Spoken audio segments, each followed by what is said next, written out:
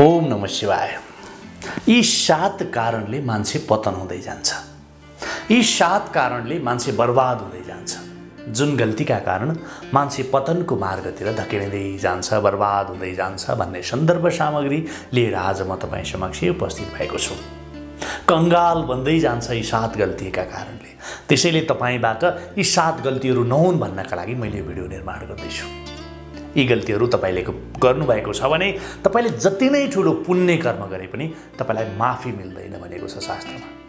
आजको यो प्रसंगलाई तपाईले लेखेर राख्नुहोस्, सायद तपाईको जिन्दगी पनि सुध्रिनेछ। आफू सँगसँगै अरूलाई सुधार्न पनि सहयोग हुनेछ। कथा प्रसंग सहित म प्रमाण सहित सब व्याख्या गर्नेछु आजको विषयमा। पहिलो गल्ती, 7 गल्ती मध्येको पहिलो गल्ती, हजारौं ट्याङ्कर गंगाजल अर्पण गरिसक्नुभयो भगवानका नाममा। 31,000 बेलपत्र पनि अर्पण गरिसक्नुभयो भगवानलाई।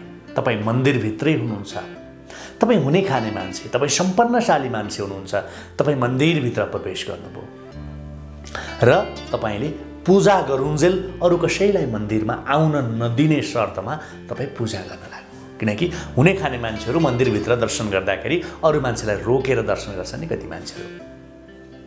जसले गाईलाई बाछा बाछीबाट दूर गर्छ, जसले भगवानलाई भक्तबाट टाढा राख्छ, यो ठूलो अक्षम्य अपराध हो भनेर भनेको छ पुराणमा। भगवान शंकरले कहिल्यै क्षमा गर्नुहुन्न यस्तो गल्तीमा भनेको छ। यसैले बर्बादीको पहिलो कारण भगवान र भक्तमा दूरी बढाइदिने काम गर्नु हो भनेको छ। घरको कुनै सदस्य मन्दिर जान लाग्दैछ, जान नदिने, अहिले नजा भनेर रोक्ने, कसैले पूजा गर्दैछ नगर भन्ने, यस्तो कदाचित पनि नगर्नुस्। मैले पूजा गरेपछि मात्रै अरूले पूजा गर्नुपर्छ भन्ने मान्यता कदाचित नराख्नुहोस्। तपाईँ मन्दिरमा लाइन लागेका छन् थुप्रै मान्छेहरू, ती मान्छेहरूको बेपरवाह तपाईँ मन्दिरमा एक्लै बसेर पूजा गर्दै हुनुहुन्छ भित्र, अथवा तपाईँ मन्दिरमा पूजा गरिरहनु भएको छ, अरू भक्तहरू मन्दिरमा लाइन लागेका छन्, तपाईँ त ठुलो बडो मान्छे, तपाईँ त हुने खाने मान्छे, तपाईले नसकुन्जेल अरूलाई तपाईले टाढा राख्नु, मन्दिरभित्र प्रवेशमा रोक लगाउनु अक्षम्य अपराध हो। पहिलेका राजा महाराजाहरूले अथवा ती पहिलेका राजा महाराजाहरू सत्ताच्युत हुँदै गएको पनि यही एउटा कारण हो। आफू प्रवेश गर्दा पब्लिकलाई परहेज राख्ने, बन्देज गर्ने धेरै गर्थे यस्ता राजाहरूले। अब अहिलेका राजाहरूले पनि यस्तै गर्छन्, जसले भक्त र भगवान बीचमा दूरी ल्याइदियो। भगवानका लागि त तपाईँ धनी पनि के गरिब पनि के सबै एक। कुनै भक्तलाई तपाईले दूरी गर्ने अथवा टाढा राख्ने प्रयास नगर्नुहोस्। नम्बर 2, जब तपाईँ पूजा गरेर सक्नुहुन्छ, गंगाजल पनि अर्पण गर्नुभयो, बेलपत्र, पुष्प, चन्दन, अबीर, अक्षता, धूप, दीप, नैवेद्य, प्रसाद सब चढाउनुभयो, प्रणाम गर्नुभयो र तपाईँ उठ्नुभयो। पूजा सकेर उठेपछि तपाईमा कुनै पनि अहंकार आउनु हुँदैन। म त भगवानको ठुलो भक्त, मैले यसरी भगवानको चरणमा पूजा आजा गर्छु, मैले भगवानलाई धूप दीप नैवेद्य यसरी गंगा जलदेखि सारा चीज अर्पण गर्छु, मलाई कसले के गर्न सक्छ, म त भगवानको ठुलो भक्त। यस्तो अहंकार कदाचित नबोक्नुहोस्, यस्तो अहंकार तपाईमा कदाचित पनि नआओस्, यस्तो अभिमान तपाईमा कहिल्यै पनि नआओस्। नम्बर 2, तेस्रो कारण, भगवानको सेवा गरिरहनु भएको छ। तपाईले भगवानको सेवा पनि गरिरहनु भएको छ, भगवानको पूजा आराधना नियमित पूर्ण निष्ठाका साथ गरिरहनु भएको छ तपाईले। तर हुन सक्छ कि तपाईँ 3 घण्टा लाएर पूजा गर्नुहुन्छ, 24 घण्टामा तपाईँ 3 घण्टा पूजा कोठामा बस्नुहुन्छ, पूजा गर्नुहुन्छ, मन्दिरमा बिताउनुहुन्छ, बाँकी 22 घण्टा तपाईले कुनै न कुनै जीवात्मालाई दुःख दिइरहनु भएको हुन सक्छ। कदाचित यस्तो नहोस्, कदाचित यस्तो नगर्नुहोस्। 3 घण्टा लाएर पूजा गर्नुहुन्छ, तर तपाईले पूजा सकिसकेपछि बाँकी तपाईको 22 घण्टा अरूलाई दुःख दिनमा, कुनै पनि प्राणीलाई दुःख दिनमा बितिरहेको छ। बरु भगवानको पूजा नगर्नुहोस्, बरु भगवानलाई फूल प्रसाद अक्षता नचढाउनुहोस्, बरु भगवानको मन्दिरमा भोग नलगाउनुहोस्, तर शास्त्र कहन्छ कसैको अनुहारको खुसी नखोज्नुहोस्। मेरो सेवा नगर बरु तर कुनै जीवात्माको अनुहारमा खुसी ल्याइदे भन्नुभएको छ भगवान। कसैको अनुहारमा खुसी ल्याउनु भनेको मन्दिरमा दियो जलाउनु सराबर हो भनेर भन्नुभएको छ भगवान। प्रसन्नता ल्याइदिनुहोस् कुनै दुखी गरिबको चेहरामा, भगवानको मूर्तिमा वस्त्र पहिराउनु बराबर हो भनेको छ। तर तपाईको कारण कसैलाई दुःख पुगिरहेको छ भने तपाईले गरेको पूजा पुण्यको कुनै पनि अर्थ छैन। तसर्थ तेस्रो कारण भनेको भगवानको पूजा गर्ने, धर्म सेवा गर्ने, 3 घण्टा लाएर गर्ने, तर बाँकी 22 घण्टा पापको कर्म गर्नु भनेको ठुलो अपराध हो। त कदाचित पनि यो नगर्नुहोस्, यो पनि तपाईको बर्बादीको अर्को एउटा कारण हो। चौथो कारण, जुन मन्त्र पढिन्छ, जुन मन्त्र स्मरण गरिन्छ, जुन मन्त्र उच्चारण गरिन्छ, जुन माला जपिन्छ भगवानको नाममा, दुर्गा सप्तशतीमा बताइएको छ यो कुरा प्रष्टसँग, मन्त्र जप माला स्मरणमा त्रुटि पनि अक्षम्य भनेर भनिएको छ। एक जजमान, एउटा घटलाग्दो प्रसङ्ग तपाईँलाई सुनाउँछु। एक जजमान एकजना सेठको घरमा सप्तशतीको पाठ गर्दै थिए नवरात्रमा। नवरात्र पुरा भयो। नवरात्र पुरा हुने बित्तिकै ती सेठका पत्नीको मृत्यु भयो। कथा प्रसङ्ग सप्तशतीमा पढ्न पाइन्छ, यो ध्यानसँग सुन्नुहोस्। ती सेठले एक विवाह गरे, पत्नी मरिन्। दोस्रो विवाह गरे, दोस्रो पत्नी मरिन्। तेस्रो विवाह गरे, त्यो पनि मरिन्। चौथो विवाह गरे, चौथो पनि मरिन्। बहुतै दुखी थिए ती सेठ, ती महाजन। किनकि पहिलो गरे, दोस्रो गरे, तेस्रो गरे, चौथो चारवटा पत्नी विवाह गरे, तर विवाह गर्ने बित्तिकै उनको पत्नी मर्ने। कसरी मर्ने? हरेक नवरात्रमा सप्तशतीको पाठ गराउँथे उनले, देवीको यज्ञ होम पनि गर्थे, तर पनि पीडा हेर्नुहोस्, जति श्रीमती ल्याउँथे श्रीमती फ्याट मर्दिने ती महाजनको। एक दिन उनी गुरु कहाँ गए। के हुन्थ्यो अझ म तपाईँलाई क्लियर हुने गरी बताउँछु। विवाह गरेर ल्यायो, नवरात्र सुरु हुन्थ्यो। नवरात्रमा उनले दुर्गा सप्तशतीको पाठ लगाउँथे, यज्ञ होमादि गर्थे, दान पुण्यको काम गर्थे, कन्यालाई भोजन गराउँथे, अनेक गर्थे। तर नवरात्र सकेको 1-2 महिना नपुग्दै श्रीमती फ्याट्ट मरिहाले। अर्को वर्ष अर्को श्रीमती ल्याउँथे, फेरि नवरात्र सुरु हुन्थ्यो। नवरात्रमा पूजा गर्थे, पूजा आजा सप्तशती पाठ गराउँथे, जजमान पण्डितलाई बोलाएर, हैन। फेरि नवरात्र सकेको 1-2 महिना नपुग्दै श्रीमती फ्याट्ट। यसरी 4-4वटा पत्नी मरिसकेपछि एक दिन उनी कहाँ गए? गुरु कहाँ गए। सबै दुःख भोगे। म हरेक नवरात्रमा दुर्गा सप्तशतीको पाठ गराउने गर्छु, देवीको यज्ञ होम पनि गर्छु, प्रत्येक वर्ष कन्यालाई भोजन गराउँछु। नवरात्रि जब सकिन्छ म नवरात्रको समयमा अखण्ड दीप बाल्छु, भण्डारा लगाउँछु, पूजा अर्चना सम्पूर्ण विधिपूर्वक गर्छु। तर जब नवरात्र सकिन्छ त्यसको 1-2 महिना नहुँदै मेरी पत्नी किन मर्छ? एउटा होइन, दुईटा होइन, 4-4वटा पत्नी मरिसके गुरु मेरो। 5औं विवाह भर्खर गरेको छु गुरुदेव, अब कृपा गरेर मलाई करुणा गर्नुहोस्। ती महाजनले, ती सेठले गुरुलाई भने। गुरुजी बोले, सबै गरिरहेका छौ, पूजा पाठ गरिरहेका छौ, दीप भण्डारा दान वस्त्र अर्पण सब गरिरहेका छौ। हजुर गरिरहेको छु। यस्तो कहाँ हुन सक्छ? कसरी हुन सक्छ यो? गुरुले भने, महाजनले भने, हैन गुरुदेव, मैले भर्खरै 5औं विवाह गरेको छु, मेरा 4वटा पत्नी मरिसके, मलाई कृपा गर्नुहोस्।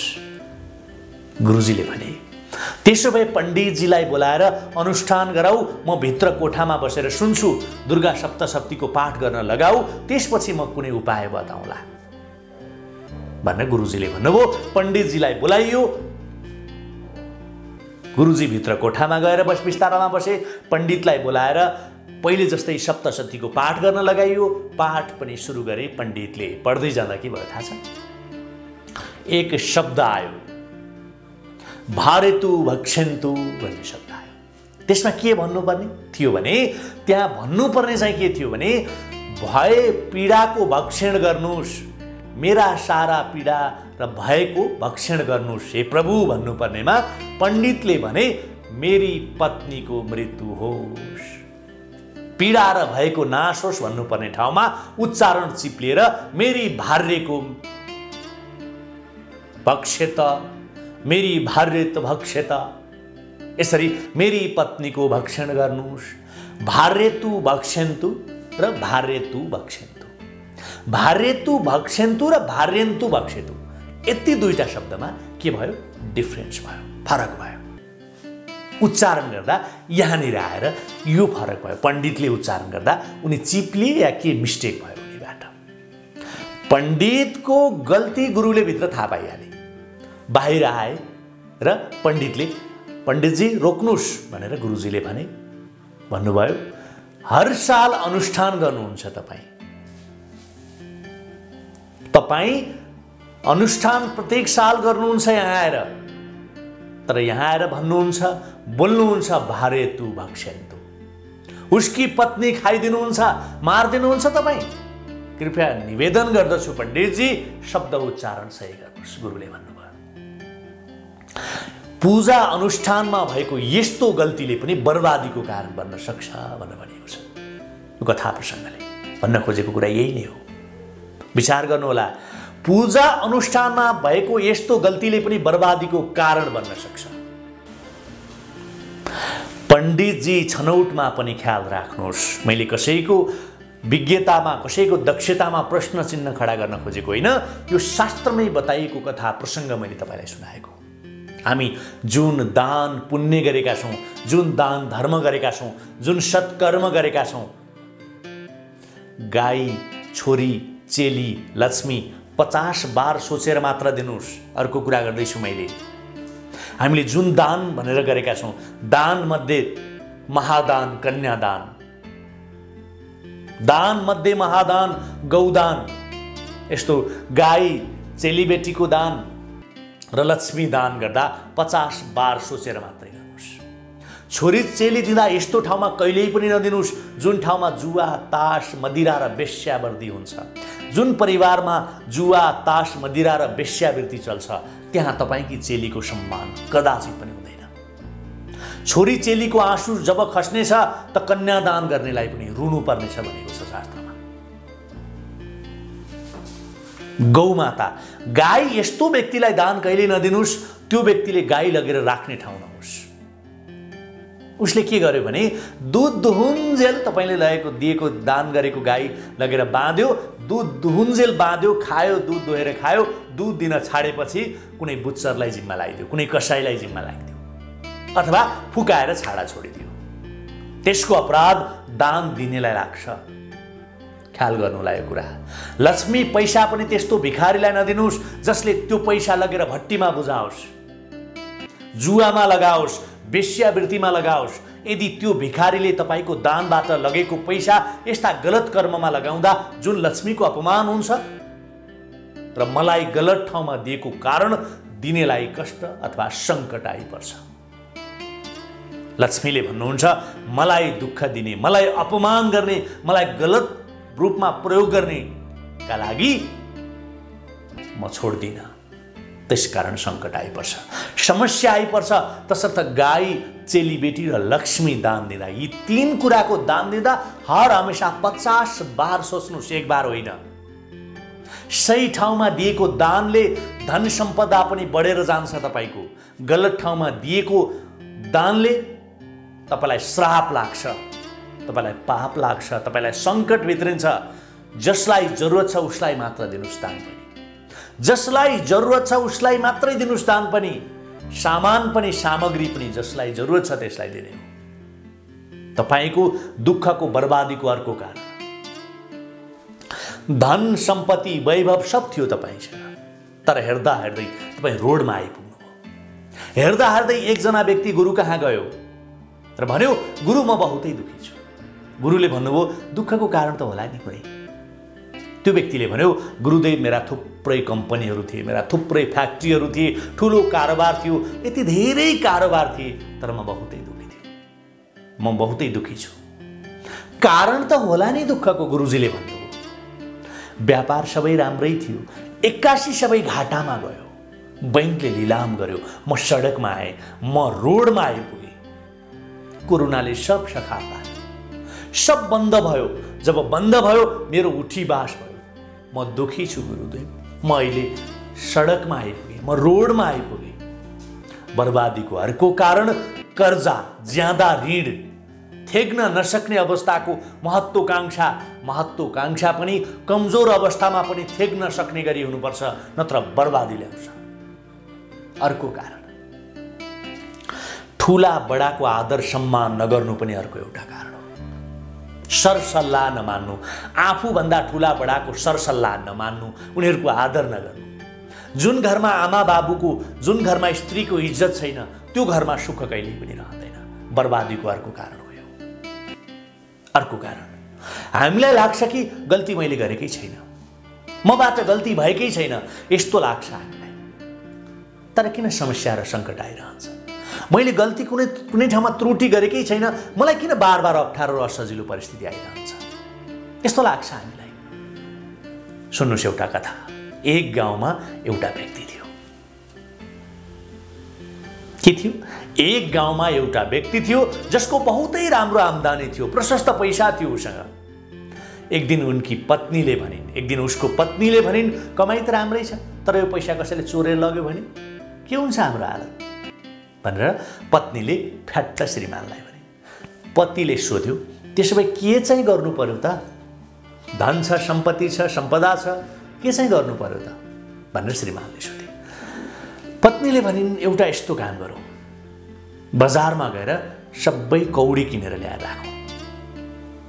त्यो व्यक्ति हरेक दिन बिहान उठेर बजारमा जान्थ्यो र कौडी किनेर घरमा ल्याएर राख्थ्यो।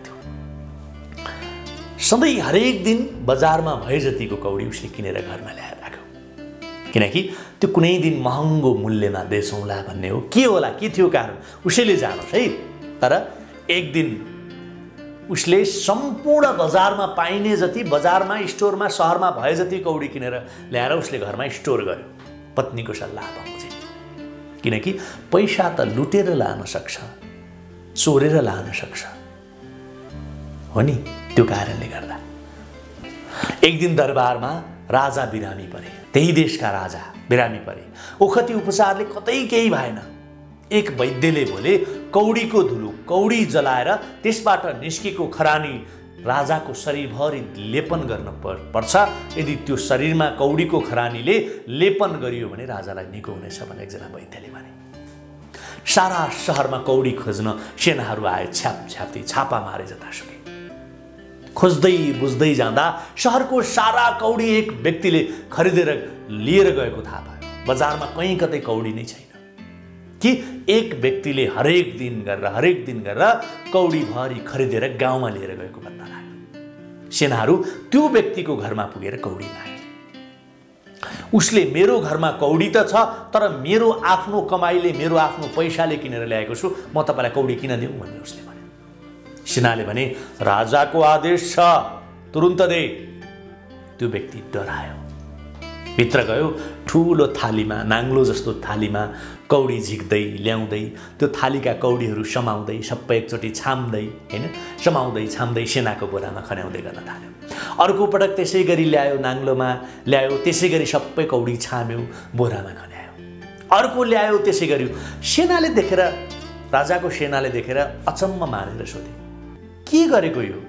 भित्र भएको भाँडोबाट एकैचोटि बोरामा ल्याएर खन्याइदेऊ न, के गरेको यो? हरेकचोटि ल्याउँछौ, छाम्छौ, के गरेर आयो? त्यो व्यक्तिले भन्यो, यी कौडीहरूमा एक त्यो कौडी मैले खोजिरहेछु, जुन कौडी मेरा यी सारा कौडीहरूमा आएर मिसियो, जसले यी मेरा सारा कौडी लिएर जाँदैछ कसैले। म त्यही कौडी खोज्दैछु, जुन कौडीको कारणले आज मेरा सारा कौडीहरू घर बाहिर जाँदैछ। बस त्यो चरित्र याद गर्नुहोस् तपाईँले, कि एक कौडी जुन हाम्रो घरमा आएर प्रवेश गर्छ, जुन हाम्रो घरमा आएर रहन्छ, जसले सारा कौडी लिएर जान्छ, सारा कौडी घरबाट निकालेर जान्छ। र जिन्दगीमा धर्म, पुण्य र सत्कर्मको एउटा यस्तो कौडी आइपुग्छ जसले शान्ति, सुख र परलोकको वैकुण्ठ बास पुर्याउँछ। बस त्यो एक चरित्र याद गर्नुहोस्। त्यो एक चरित्रले घरभित्रको सारा सम्पत्ति, सारा सुख लिएर जान्छ। त्यो एक चरित्र जसले सारा सुख वैभव भित्र्याउँछ। मात्र चिन्न जरुरी छ। मात्र चिन्नुहोस् तपाईँले त्यो कौडी कुन हो। जसले असल काम गरिरहेको छ, जसले असल काम गराइरहेको छ, सत्कर्म गराइरहेको छ। र अर्को एउटा यस्तो कौडी आयो अस्पतालको खातामा भराइरहेको छ सारा सम्पत्ति, सारा धन अस्पताल, मेडिकल र पुलिस चौकीमा गइरहेको छ एउटै कौडीको कारण। चिन्नुस् त्यो कौडी, अर्थात् त्यो चरित्र चिन्नुस्। त्यो एक चरित्र, त्यो एक कौडी याद गर्नुस्। जसरी ती व्यक्तिले सेनाको बोरामा कौडी खन्याइरहँदा मलाई यत्रो मसँग भएको कौडी मध्ये कुन एउटा कौडी आयो जुन कौडीको कारणले आज मसँग भएको सारा कौडी घर बाहिर जाँदैछ। उनले एक एक जसरी छाम्दै थिए दिने बेलामा, त्यसै गरी तपाईँले अगाडि नै चिन्न र जान्न जरुरी छ। तपाईँलाई बर्बाद गरेर जान सक्छ। त्यो 1 रुपियाँ पनि हुनसक्छ, त्यो 1 सिक्का पनि हुनसक्छ, त्यो एक कौडी नै किन नहोस्। यो 1 रुपियाँ कहाँबाट आयो, त्यो 1 पैसा कहाँबाट आयो, बाँकी धनमा मिसिन, जसले तपाईँको सारा धन सुहा पारेर गयो। गलत ठाउँबाट आएको गलत कौडी जस्तै गलत ठाउँबाट, गलत कर्मबाट आएको 1 पैसाले पनि तपाईँको सारा धन माटोमा मिलाइदिन सक्छ। होशियार। ओम नमः शिवाय।